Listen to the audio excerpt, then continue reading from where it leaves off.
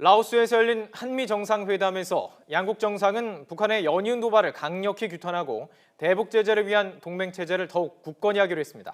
한반도 사드 배치와 관련해서도 사드는 순수한 방어 체계라는 점을 강조했습니다. 라오스 현지 취재 기자 연결합니다. 김웅래 기자.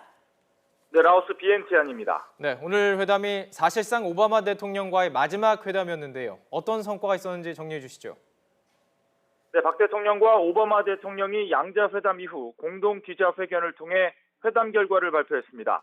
양국 정상은 우선 대북 공조를 위한 굳건한 한미동맹을 재확인했습니다. 최근 북한의 잇단 도발을 강력히 규탄하고 대북 제재를 더욱 촘촘하게 하기 위해 더욱 힘을 모은다는 데 뜻을 함께했습니다. 특히 양국 정상은 북한의 어떠한 도발에도 모든 수단을 다해 강력히 대응해 나가기로 하고 북한이 무모한 도발을 지속하는 것은 자멸을 초래하는 길이라고 강력히 경고했습니다. 한반도 사드 배치와 관련해서도 사드는 북한에 대응하기 위한 순수한 방어 체계라는 점을 강조했습니다. 대북 제재를 위한 중국의 역할이 중요하다는 점에도 공감하고 중국 측과 소통을 해나가자는 데에도 뜻을 모았습니다.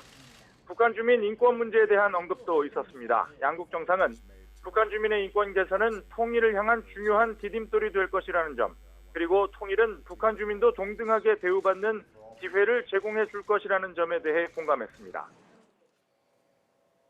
네, 다자회의 기간에 열린 양자회담 이후에 이렇게 공동 기자회견을 하는 건 이례적인 일이죠.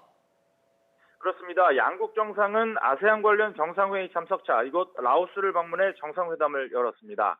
말씀하신 대로 다자회의 참석을 계기로 양자회담을 연 건데요. 이렇게 다자회의 기간에 열린 정상회담 이후에 공동 기자회견을 여는 건 상당히 이례적인 일입니다. 내년 1월 퇴임을 앞둔 오바마 대통령과의 사실상 마지막 회담이라는 점이 고려된 것으로 보입니다. 이를 반영하듯 회담 시간도 비교적 길었습니다. 50분 동안 이어졌는데 순차 통역이 아니라 동시 통역으로 진행된 점을 감안하면 사실상 1시간 40분 동안 진행된 셈입니다. 시간도 시간이지만 공동 기자회견에서 현안에 대한 논의 결과 발표 외에 공개적으로 서로에 대한 덕담도 주고받았습니다. 박 대통령은 한미동맹을 위한 오바마 대통령의 비전과 리더십에 다시 한번 경의를 표한다고 말했고, 오바마 대통령은 박 대통령이 세계 무대에서 보여준 리더십은 다시 한번 한국이 미국의 가장 강력한 파트너라는 것을 보여준다고 주켜세웠습니다. 지금까지 BNTN에서 YTN 김문래입니다.